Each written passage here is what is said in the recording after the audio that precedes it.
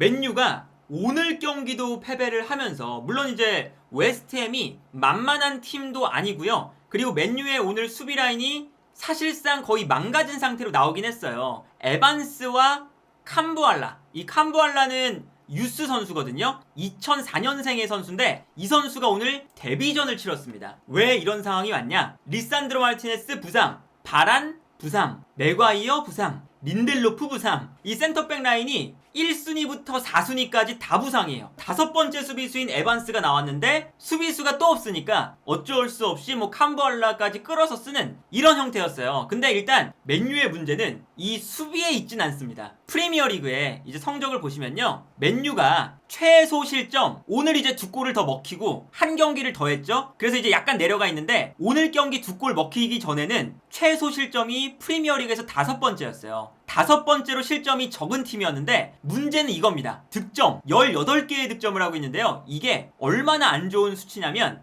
프리미어리그 내에서 5번째로 득점이 적은 팀이 맨유예요. 이제 뭐 수비 라인에 문제가 있다, 뭐 포백을 한 번도 제대로 기용을 못 해봤다, 이런 얘기가 있지만 수비보다 공격이 더 문제입니다. 득점 자체가 지금 안 나오고 있거든요. 이게 뭐 레시포드도 오늘 심지어 벤치에 있었는데 선발로 못 나왔죠. 레시포드가 지난 경기는 뭐 독감에 걸렸다 이런 이유 때문에 못 나왔는데 오늘 경기는 사실 독감도 다 나았을 거고 뭐 컨디션에 약간의 문제가 있다고 하더라도 일단 레시포드가 최근에 너무 못하기 때문에 순수하게 가르나초한테 좀 밀렸거든요. 그렇긴도 한데 가르나초가 그렇다고 잘하냐? 그런 것도 아니고, 호일룬이 잘하냐? 그런 것도 아니고요. 그리고 오른쪽에 있는 안토니가 잘하냐? 안토니가 이번 시즌 0골 0개 도움입니다. 공격 포인트가 없어요. 그러니까 이게 이 공격 라인에서 특히나 호일룬 1000억, 안토니 1400억 어마어마한 돈을 들여서 바꿨는데 이 공격 라인에서 너무 저조한 퍼포먼스가 나온다. 그런데 이제 오늘 경기 보시면 공격 라인에 못했던 선수는 가르나초였어요. 그러니까 맨유가 오늘 경기 이길 만한 찬스가 사실은 많았거든요. 이 장면 보시면 웨스트햄의 쿠두스가 내려와서 볼을 잡고 있다가 백패스를 하는데 이때 안토니가 반대편에서 이 패스를 지켜보고 있다가 부지런하게 뛰어와서 이 백패스를 끊어냅니다. 이 안토니의 부지런한 움직임이 좋았죠? 그 다음에 안토니가 볼을 빼앗아 낸 다음에 반대편에 가르나초가 뛰어들어가고 있었어요. 그래서 안토니가 살짝 접고 들어와서 안토니에게 결정적인 패스를 찔러주게 됩니다. 완벽한 찬스를 만들어준 거나 다름없거든요. 그런데 여기서 가르나초가 어떤 모습을 보여주느냐, 여기서 볼을 받았을 때 보통의 이제 경우에는 골키퍼가 달려 나오니까 반대편 포스트로 찰 때가 많죠. 그래서 이제 가르나초도 반대편 포스트로 찰려는 동작이었어요. 그런데 반대편 포스트로 찰려면 볼 터치가 될 때 약간 안쪽으로 볼 터치가 돼야 반대편으로 찰 수가 있잖아요. 근데 이 가르나초의 터치가 안 좋았습니다. 터치가 안 좋아서 오른발로 차야 되는데 터치가 왼발 쪽으로 왔어요. 그러니까 이상한 터치가 되면서 슈팅하는 모습이 애초에 좀 이상하고요. 이게 정면으로 갑니다. 확대해서 보면 가르나초가 결정적인 패스를 받게 돼요. 근데 가르나초가 여기서 오른발로 볼을 잡아놨죠? 여기서 이제 아까 말씀드렸던 것처럼 반대편으로 슈팅을 하려면 이 안쪽으로 터치가 돼야 됩니다. 근데 터치가 안쪽으로 되는 게 아니라 터치가 잘못돼갖고 요 앞쪽으로 됐어요. 그러니까 오른발로 차기에 매우 애매한 위치잖아요. 요 앞에 공간이. 그래서 가르나초가 오른발로는 차야겠고 근데 터치는 좀 이상하게 됐고 그래서 이상한 포즈로 슈팅을 합니다. 그래서 슈팅이 정면으로 가요. 오른발이 발이 좀 뻗어서 슈팅을 해야 되니까 이쯤에 볼이 있어야 되는데 너무 안쪽에 볼이 떨어져서 바깥으로 감을 수가 없는 상황인 거죠. 그래서 가르나초가 아주 좋은 찬스를 놓치는 장면이 나왔고요. 바로 그 다음 장면에 또 나옵니다. 여기서 파케타가 내려와서 볼을 받는 장면이었어요. 근데 이때도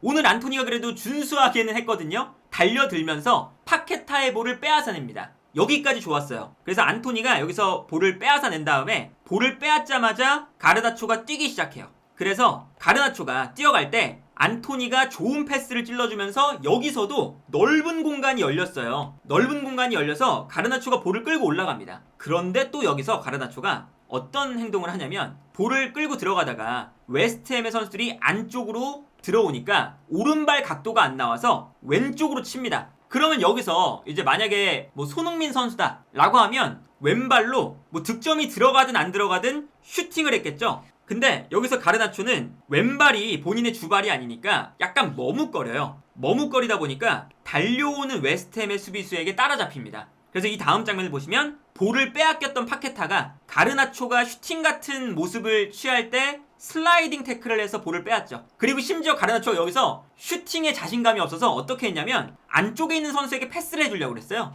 슈팅도 시도해보지 않고 이 좋은 기회를 날려먹는 장면이 나옵니다. 이제 이런 장면에서 결국에는 득점을 못하니까 오늘 경기 웨스트햄에게 위협적인 그런 장면들을 단 한 번도 못 만들어냈었죠. 그래서 특히나 전반전에 보시면요, 어떤 모습이 나오냐면 골 기대값을 보세요. 웨스트햄 0.26, 거의 득점을 못하는 지금 수치고요. 반면에 맨유도 0.61. 그러니까 이 두 팀 다 득점을 거의 못하는 수준의 공격력을 보여준 거예요. 심지어 맨유는 점유율이 62%였습니다. 점유율을 60% 이상 가져가 놓고 골 기대값이 0.6이다. 이거는 맨유의 그 공격 작업이 너무나도 좋지 않다는 걸 확실하게 알 수 있는 부분이 아닐까 싶고요. 오늘 경기가 끝나고 나서도 웨스트햄은 1.36골, 이 중에 이제 2골이 나왔죠. 반면에 맨유는 0.9골, 한 골도 만들어낼 수 없는 골 기대값이 나왔습니다. 기본적으로 뭐 맨유의 그런 그 선수들의 아쉬움도 있지만 전술적인 아쉬움도 있습니다.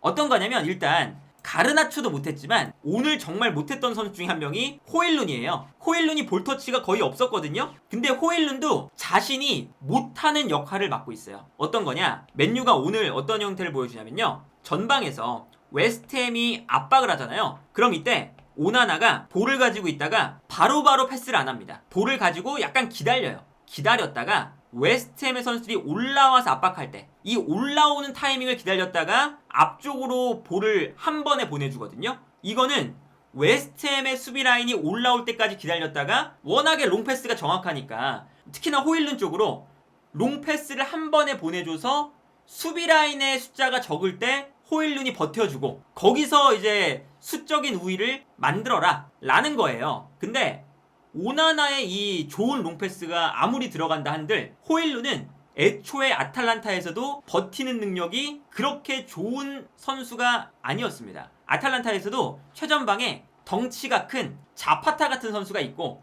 그 밑에 호일룬이 세컨드 스트라이커로 뛰었거든요. 이제 이 장면 보시면 오나나가 볼을 가지고 있을 때 한 번에 볼 처리를 하지 않고 약간 기다립니다. 웨스트햄 선수들이 올라와서 압박하는 타이밍을 기다리죠. 기다렸다가 앞쪽으로 패스를 보내줘요. 그 다음에 여기서 이제 에반스가 볼을 잡는데 여기서도 압박을 당하니까 다시 백패스를 하죠. 그리고 여기서 뒤에서 볼을 잡는 루크쇼가 전방으로 길게 패스를 보내줍니다. 그러니까 이 웨스트햄의 선수들이 전방 압박을 하러 올라왔다가 순간적으로 맨유가 롱패스를 앞으로 처리를 하는 거예요. 이게 뭐 지난 경기에서 나왔던 전략이죠. 그런데 이 롱패스가 뒤로 넘어갔을 때 호일룬이 애초에 웨스트햄의 중앙 수비수와 피지컬이나 제공권 싸움에서 안 됩니다. 그래서 여기서 롱패스가 넘어갔을 때 너무나도 쉽게 웨스트햄의 수비가 돼요. 그리고 이런 장면들이 많이 나와서 어떤 장면까지 나오냐면 호일룬이 전방에 있고 롱패스를 앞으로 뿌려주는 장면인데 이 장면도 보시면 웨스트햄의 선수들이 전방 압박을 하러 올라가서 후방 지역에는 웨스트햄의 선수들이 그래도 좀 적은 편이에요.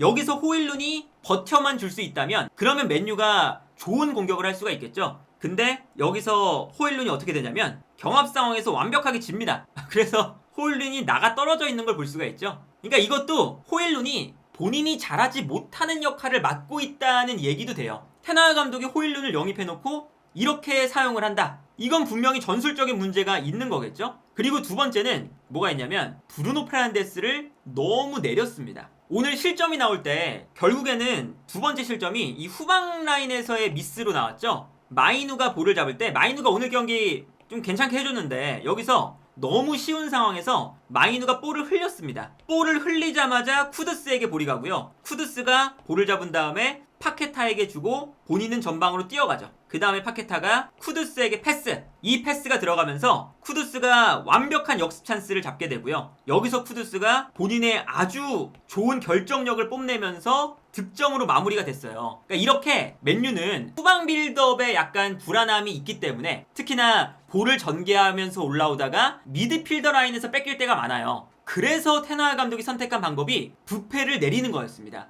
그래서 오늘 경기도 에릭센이 선발로 못 나오니까 끝날 때까지 부페가 계속 내려와요. 맨유가 공격할 때. 오히려 이제 뭐 마이누나 맥토미니가 올라가 있죠. 그러니까 이거는 부패를 내려서 이 후방 라인에서의 빌드업을 안정적으로 만들겠다라는 건데, 여기서 문제는 뭐냐? 부패가 너무 내려갑니다. 너무 내려가서 이 웨스트햄의 수비가 촘촘하게 밀집해 있잖아요. 그럼 요 라인 사이에서 볼을 받아줄 선수, 뭔가 창의적인 플레이로 수비를 무너뜨려줄 선수, 그런 선수가 필요해요. 그리고 그 역할을 맨유에서는 브루노 페르난데스가 제일 잘하죠. 근데 브루노 페르난데스를 이 수비 라인 바깥에 배치를 하니까, 만약에 부패가 이 안쪽에서 볼을 받으면 받아서 뛰어나가는 공격수에게 스루 패스, 이 한방 패스만으로도 수비가 무너질 텐데, 여기서는 단순하게 안쪽으로 넣어주는 패스밖에 못해요. 그래서 이제 오늘 경기 끝날 때까지 맨유가 분명히 2대 0으로 지고 있음에도 불구하고 단 한 번도 그럴듯한 공격 찬스를 못 만들었습니다. 이게 뭐냐면 맨유와 웨스트햄의 패스인데요.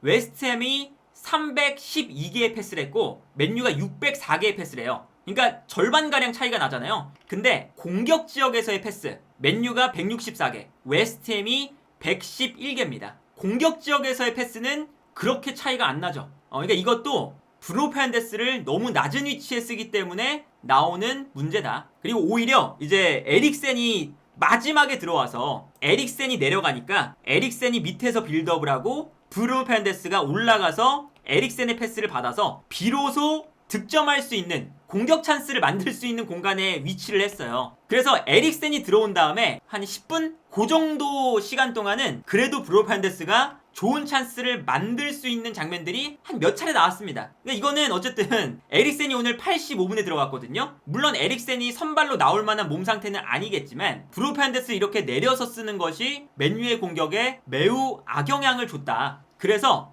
아주 다양한 문제에 직면해 있다. 선수의 부상, 플러스 공격 라인의 처참한 퍼포먼스, 플러스 테나 감독의 호일룬을 쓰는 방법이라던가 브루노 페르난데스를 쓰는 방법에 대한 미스, 이런 것들이 다 모여서 지금 맨유의 안 좋은 흐름을 만들어내고 있고, 맨유는 결국 오늘 경기도 패배를 했기 때문에 한 경기를 더 했음에도 불구하고 리그 8위로 떨어졌습니다. 웨스트햄과 순위가 역전이 됐죠. 그래서 맨유가 챔피언스 리그도 떨어져 있는 마당에 지금 리그까지 망치면 정말 테나 감독의 이 경질이 조만간 이루어질 수도 있고, 그리고 맨유가 여기서 반등을 빨리 못하면 이번 시즌 유럽 대항전 진출은 꿈꾸기가 힘들 정도의 상황으로 가고 있다.